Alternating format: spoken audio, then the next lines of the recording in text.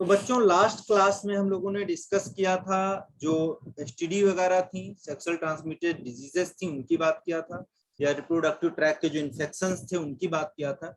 अब हमारा जो इस चैप्टर में रिमेनिंग पार्ट है, अब उसको हम आज डिस्कस करेंगे, और वो क्या है, जो है इन विट्रो फर्टिलाइजेशन।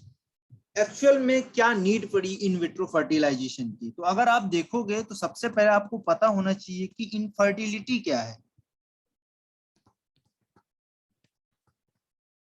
है ना। सबसे इंपॉर्टेंट बात क्या आपको पता होना चाहिए कि इनफर्टिलिटी क्या है ना। तो इनफर्टिलिटी को सबसे पहले समझते हैं हम लोग। इनफर्टिलिटी का मतलब है फेल्योर ऑफ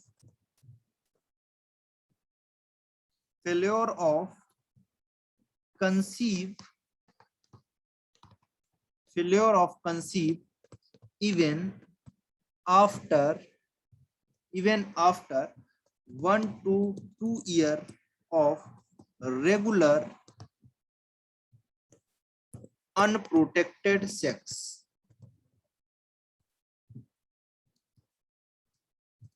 इस बात का मतलब क्या हुआ? इनफर्टिलिटी का मतलब ये है, अगर कपल कोई है और वो रेगुलर अनप्रोटेक्टेड सेक्स कर रहे हैं, यानी कि बिना किसी मेथड के, बैरियर मेथड या कॉन्ट्रासेप्टिव मेथड के भी वो सेक्स कर रहे हैं, फिर भी अगर फीमेल कंसीव नहीं हो रही हैं, तो इसका मतलब क्या है, दोनों में से कोई ना कोई एक क्या है, इनफर्टाइल है। ठीक है, यानी कि उसके पास फर्टिलिटी की पावर नहीं है। अब बात आती है यहाँ पर इनफर्टिलिटी होती कितने तरीके की है। तो बच्चों इनफर्टिलिटी होती है दो तरीके की। एक आप बोलोगे प्राइमरी इनफर्टिलिटी, और दूसरा बच्चों आप बोलोगे सेकेंडरी इनफर्टिलिटी।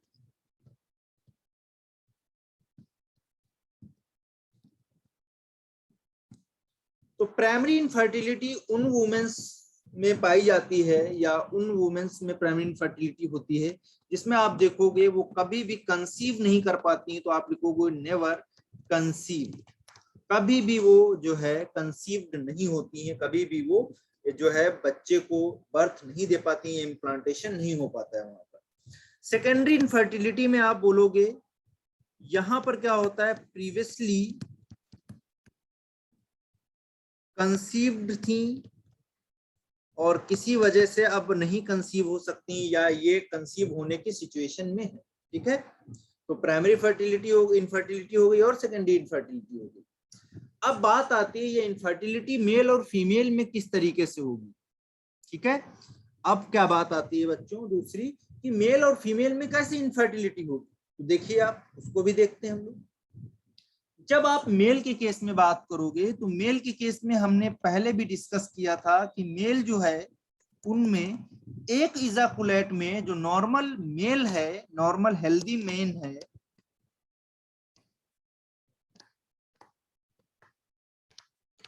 तो एक नॉर्मल हेल्दी मैन है, तो उसके अंदर आप बोलोगे पर इजाकुलेशन, एक इजाकुलेशन में आप बोलोगे कितना जो है 200 to 300 मिलियन मोटाइल स्पर्म्स निकलते हैं। ठीक है, यानी कि एक बार जब कोई इजैकुलेट करता है हेल्दी मैन, तो उसमें नियर अबाउट 2.5 to 5 ml जो है सीमेन निकाला जाता है। तो यहाँ पर हर एक इजैकुलेशन में आप लिख लोगे 2.5 to 5 ml सीमेन इजैकुलेटेड। अब इतना सीमेन निकलता है तो उसमें स्पर्म का नंबर बच्चों कितना होता है, तो आप बोलोगे 200 to 300 मिलियन मोटाइल स्पर्म। ठीक है, मोटाइल होने चाहिए।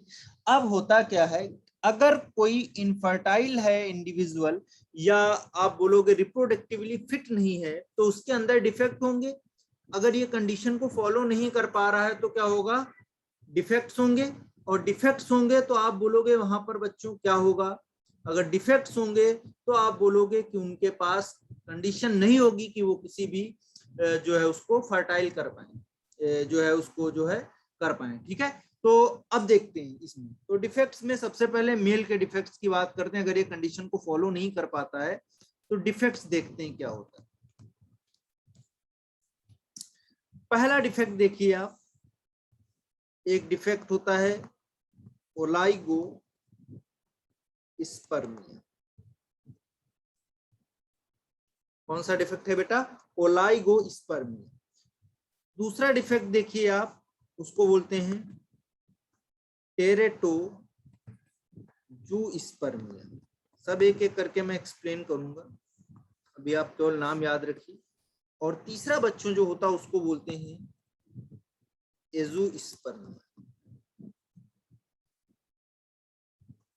और नेक्स्ट जो लास्ट है उसको बच्चों हम क्या बोलते हैं? एस्थेनोजूस्पर्मिया।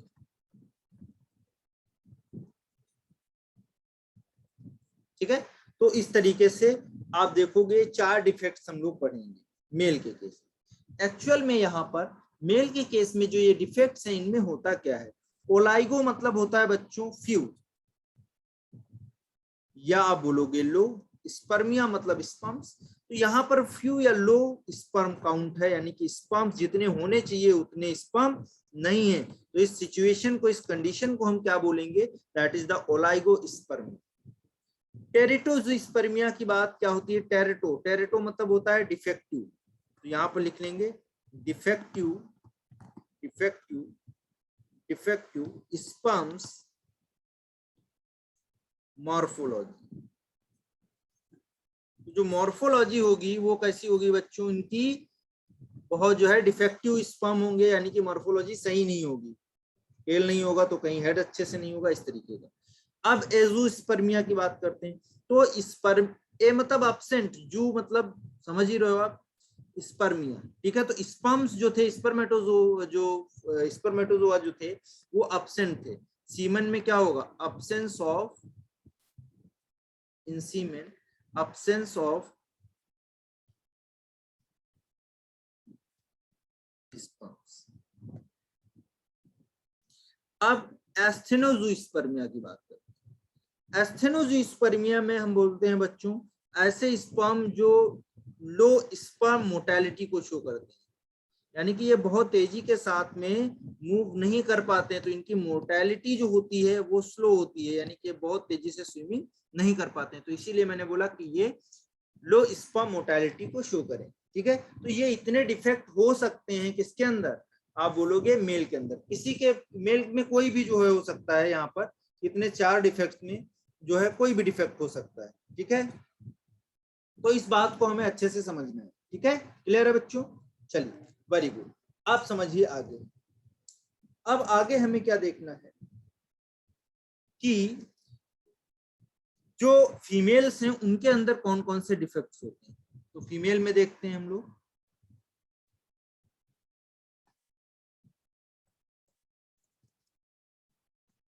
तो in case of female there is mainly 2 type of defect.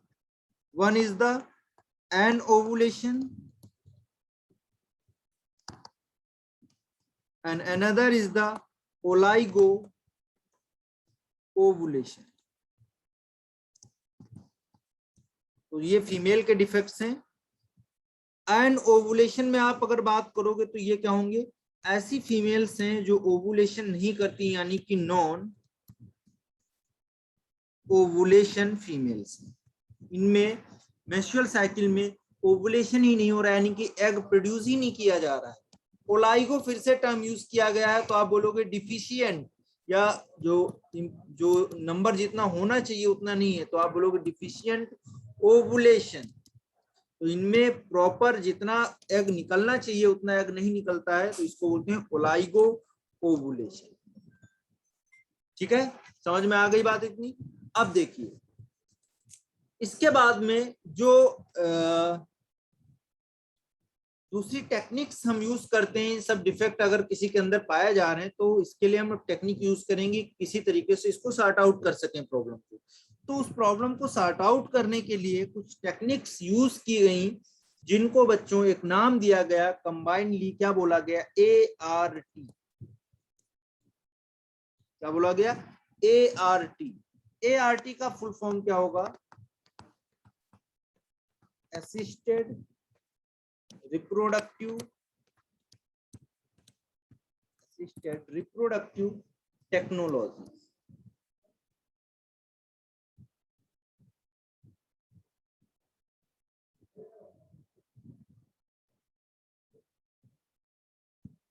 तो असिस्टेड रिप्रोडक्टिव टेक्निक्स जो थी, टेक्नोलॉजीज थी, उनमें देखते हैं हम क्या प्रॉब्लम थी, कैसे उसको सॉर्ट आउट करते थे।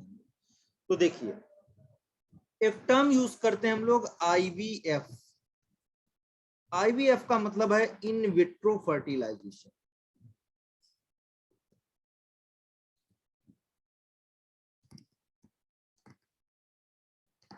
क्या है? In vitro fertilisation.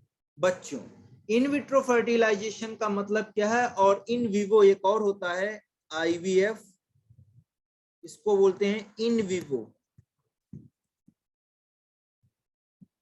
दोनों का डिफरेंस समझ लेते हैं हम लोग, फिर आगे पढ़ेंगे तो और अच्छे समझ में आएगा। इन विट्रो फर्टिलाइजेशन का मतलब है हम क्या करें, किसी जो है टेस्ट ट्यूब बेबी में या जो है पेट्री डिश वगैरह में हम क्या करें, जो स्पर्म है और ओवम को फ्यूज कराएं।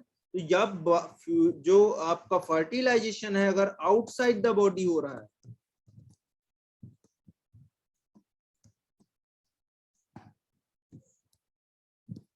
तो फीमेल की बॉडी के बाहर अगर क्या हो रहा है, फर्टिलाइजेशन हो रहा है, तो आप बोलोगे वो फर्टिलाइजेशन कैसा है? तो आप बोलोगे बच्चों वो फर्टिलाइजेशन कैसा है? In vitro fertilization. ठीक है।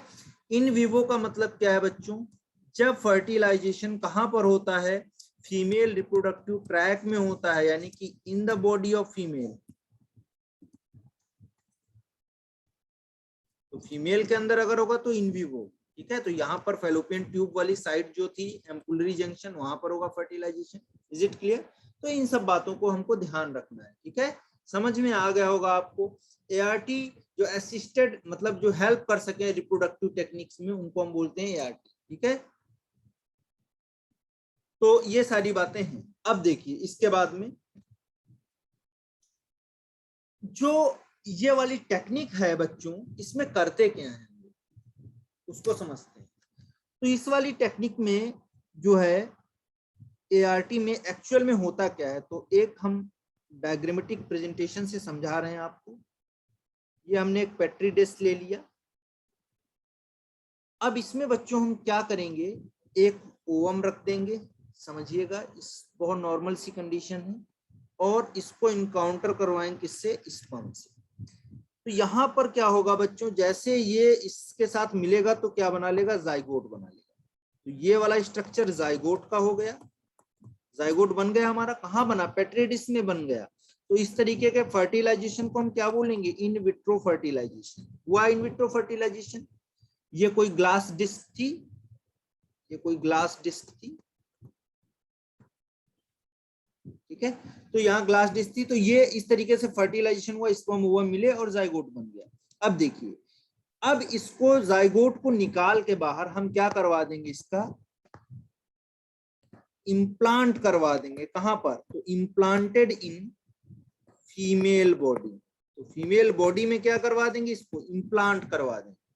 ठीक है, अब देखिए 9 महीने बाद क्या होगा? आफ्टर 9 मंथ्स,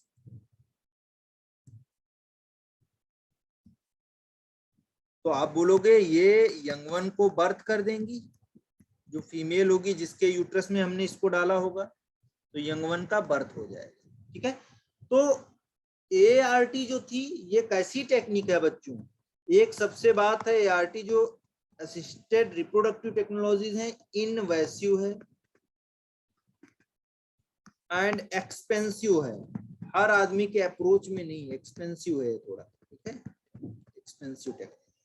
तो ये आपको क्वेश्चंस मिलेगा सीधा सीधा कि एआरटी कैसी टेक्निक है, तो उसमें एक ऑप्शन दिया होगा आपको, इन्वेसिव एंड एक्सपेंसिव। अब देखिए बच्चों इसके टाइप क्या क्या थे। ये तो एक मैंने एक आपको रूपरेखा बता दिया, एक जो सीक्वेंस है वो बता दिया। इसमें अब टाइप्स की बात करते हैं, तो सबसे पहले हम डिस्कस करेंगे आईवीएफ, इन विट्रो फर्टिलाइजेशन। ये एआरटी का ही एक पार्ट है, कुछ नहीं है, सेम कहानी वही है। एक हमने लिया ग्लास डिश, उसमें स्पर्म और ओवम को फ्यूज कराया, बना क्या? जाइगोट। अब इस जाइगोट को बच्चों निकाल लिया, और निकाल के 5 दिन बाद इस जाइगोट को 5 दिन निकालने के बाद हमने क्या करवा दिया, प्लेस्ड करवा दिया। कहाँ डाल दिया, प्लेस्ड इन यूटेरस। तो यूटेरस में रख दिया इसको, यानी कि वहां पर हमने क्या करवा दिया, इम्प्लांट करवा दिया। और 9 मंथ के बाद में फिर वही होगा कि इसकी यंग वन की बर्थ हो जाएगी। तो ये पहला सिंपल मेथड था। दूसरा देखते हैं बच्चों, एक और मेथड आपको देखने को मिलेगा जिसका नाम है इंट्रासाइटोप्लाज्मिक स्पर्म इंजेक्शन।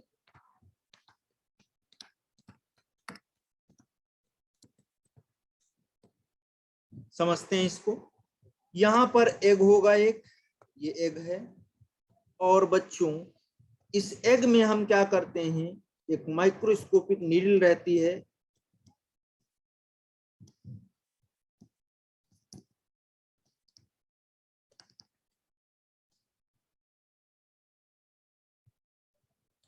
तो माइक्रोस्कोपिक जो नीडल है बच्चों, इसमें क्या रहता है, तो आप बोलोगे स्पर्म लोडेड रहती है, और स्पर्म को ये क्या करते हैं, डायरेक्टली साइटोप्लाज्म में जो है रिलीज करवा देते हैं।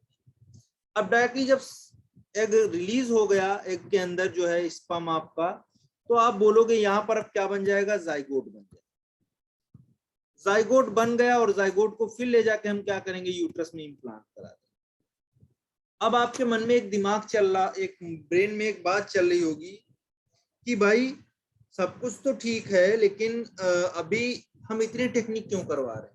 अभी मैंने पहले बताया कि नहीं ये वाली टेक्निक करवाया मैंने, आईवीएफ वाला, फिर मैंने बोला नहीं आईवीएफ नहीं, इंट्रासाइटोप्लाज्मिक स्पर्म इंजेक्शन भी होता है। तो सबका, हर पेशेंट में अलग अलग कंडीशंस होती है, उनके अकॉर्डिंग चूज किया जाता है कि किस तरीके की टेक्निक को यूज किया जाए। ठीक है, क्लियर है। तो देखिए, तो इंट्रासाइटोप्लाज्मिक स्पर्म इंजेक्शन हो गया, ये इसको बोलते हैं ICSI। ठीक है, क्या बोलते हैं, ICSI,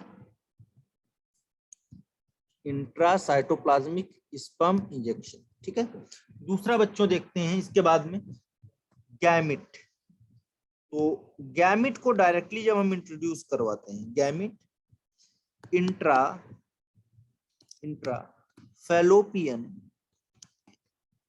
इंट्राफैलोपियन ट्रांसफर। खूब बहुत बार पूछा गया है, जाइगोट, जिफ्ट और गिफ्ट, और इसको शॉर्ट फॉर्म में हम बोलते हैं गिफ्ट। क्या बोलते हैं, शॉर्ट फॉर्म में बोलते हैं गिफ्ट। तो गिफ्ट को जब हम पढ़ेंगे बच्चों, तो यहाँ पर गिफ्ट में हम क्या देखेंगे, देखिए ये फीमेल रिप्रोडक्टिव पार्ट है, यहाँ पर फर्टिलाइजेशन जो होगा वो इन विवो ही होगा, यानी कि मेल और जो फीमेल गैमेट्स हैं उनका मीटिंग कहां पर होगा, तो आप बोलोगे कहां पर होगा, इन विवो होगा, यानी कि meeting of male and female gametes. तो गैमेट्स का मीटिंग कहां पर होगा, इन फैलोपियन ट्यूब। तो फैलोपियन ट्यूब में ही हो रहा, तभी इसका नाम पड़ा है गैमेट इंट्राफैलोपियन।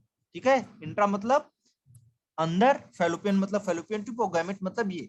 तो यहाँ पर क्या होगा बच्चों, स्पर्म और ओवम आपस में फ्यूज होकर क्या करेंगे, जाइगोट बना देंगे। ठीक है, अब समझिए इसको, ये आएगा भाई। अब देखो फर्टिलाइजेशन कहां पर हुआ, फर्टिलाइजेशन तो फैलोपियन ट्यूब में ही हुआ कि नहीं हुआ। जब फैलोपियन ट्यूब में हुआ तो इसको हम इनविट्रो थोड़े बोलेंगे, इन विवो ही बोलेंगे। लेकिन हमने यहाँ पर किया क्या, जो स्पर्म और ओवम थे वो डायरेक्टली फैलोपियन ट्यूब में ट्रांसफर करवा दिए।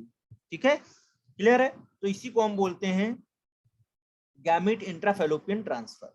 ठीक है, अब देखिए जो ओवम होगा वो कहां से हम लाएंगे, तो आप बोलोगे obtain from female who is the donor. तो एक डोनर है ये फीमेल, उससे ले लिया। ठीक है, क्लियर है।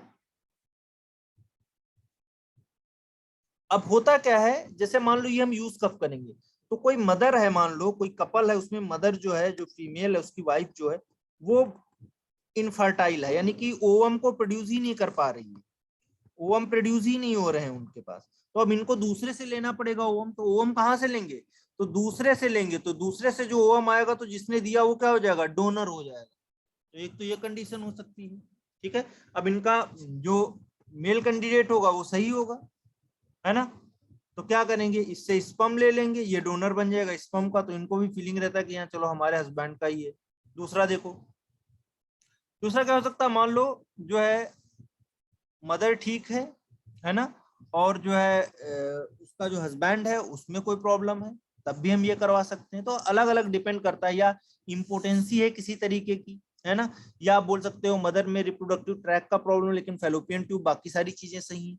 तो अलग अलग रिस्पेक्ट में हम बात करते हैं और अलग अलग प्रॉब्लम्स के साथ में सोल्यूशन देते हैं कि किस तरीके का हमें ART करवाना है, ठीक है।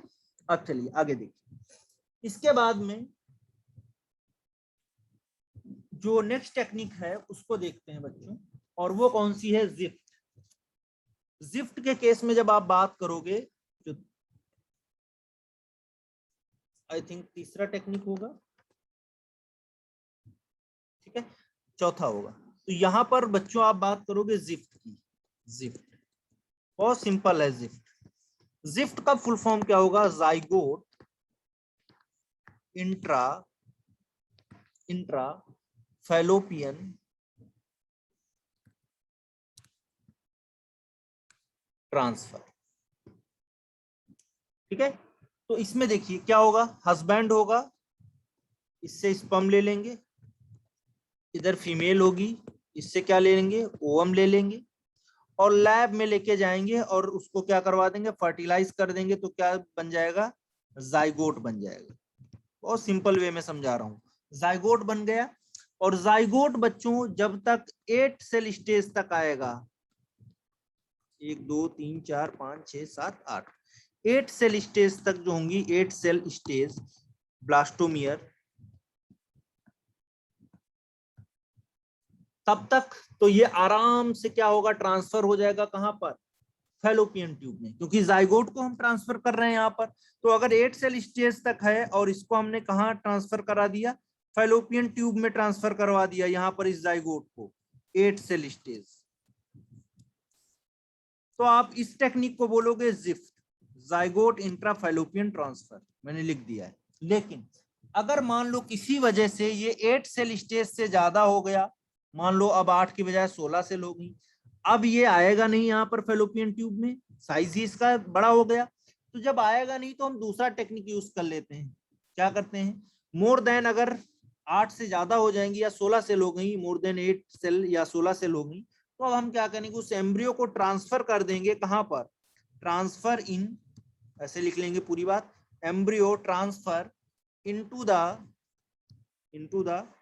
यूटेरस, ठीक है। तो यूट्रस में जब ट्रांसफर कर देंगे तो बच्चों इसी को अब हम क्या बोल देंगे, क्योंकि यूट्रस में करके आए हैं तो क्या बोलेंगे इसको, IUT।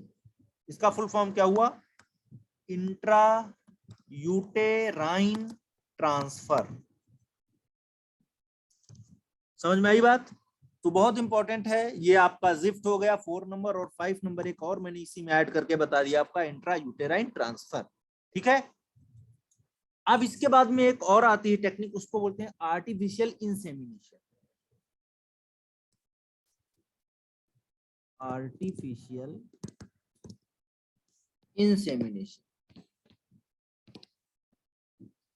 तो आर्टिफिशियल इंसेमिनेशन में आप देखोगे यहां पर इसको शॉर्ट फॉर्म में बोलते हैं AI, आर्टिफिशियल इंसेमिनेशन। तो देखिए क्या होगा, मेल जो होगा, अगर मेल के अंदर लो स्पर्म काउंट है, लो स्पर्म नंबर है, तो इसको हम क्या बोलते हैं, ओलाइगोस्पर्मिया, है ना। और या क्या हो सकता है, इम्पोटेंसी हो सकती है, यानी कि ये होल्ड नहीं कर सकता है पेनिस को, इरेक्टाइल नहीं है पेनिस। तो मेल से हमने क्या किया, स्पर्म्स को आइसोलेट कर लिया, स्पर्म्स को निकाल लिया सीमेन लेके, और स्पर्म को निकालने के बाद हमने क्या किया, आर्टिफिशियली इंट्रोड्यूस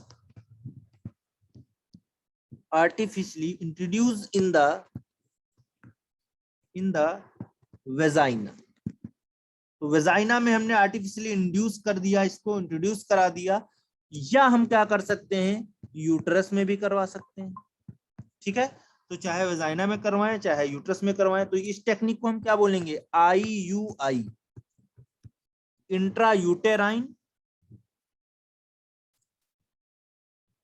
ट्रांसफर, IUT, ठीक है। तो यहां पर क्या था, जो है ऑफ फीमेल, तो ये सारी बातें हैं, यहां पर भी आप ध्यान रखिएगा। इसको हम क्या बोलेंगे, IU जो है T, ठीक है। तो इंट्रा यूटेराइन ट्रांसफर ये भी हो जाएगा, ठीक है। अब देखिए यहाँ पर, अब यहाँ पर जो है स्पर्म को डायरेक्टली इंट्रोड्यूस कराया गया है आर्टिफिशियली, ठीक है, एक इंजेक्शंस वगैरह होते हैं उनके थ्रू। अब नेक्स्ट आता है उसके बाद में एक और टॉपिक, उसको बोलते हैं surrogacy.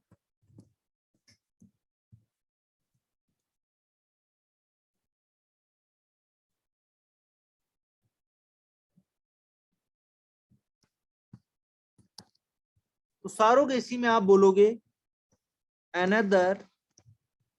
another female carry embryo or a donor embryo to term surrogacy.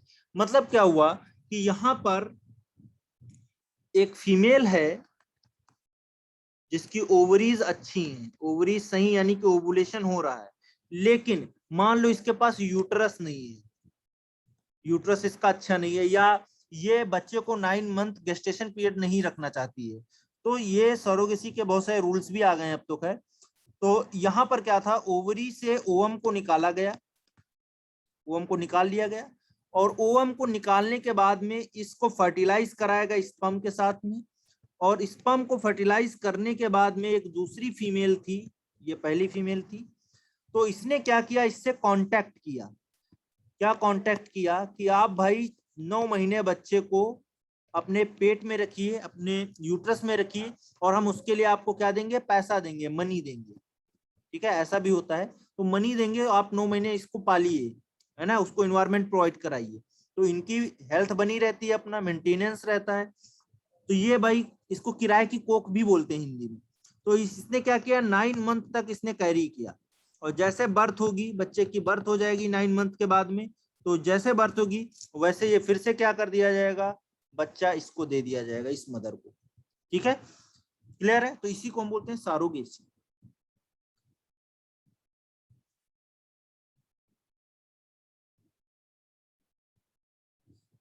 Six number पे मैंने बोला है बेटा सरोगेसी,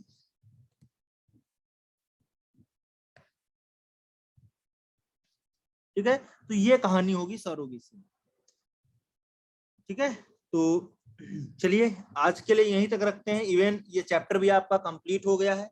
अच्छे से पढ़िएगा, एक क्वेश्चन आपको ART से जरूर मिलेगा, और बहुत इजी है, बिल्कुल इजी है, ठीक है। जो टेक्निक्स हैं उनके फुल फॉर्म याद रखिएगा, बाकी जो आपको मैंने बता दिया जिस तरीके से, वो चीजें याद रखिएगा, इससे ज्यादा क्वेश्चंस नहीं पूछा जाएगा। तो आज के लिए यहीं तक रखते हैं, मिलते हैं फिर हम लोग नेक्स्ट क्लास में। Thank you so much.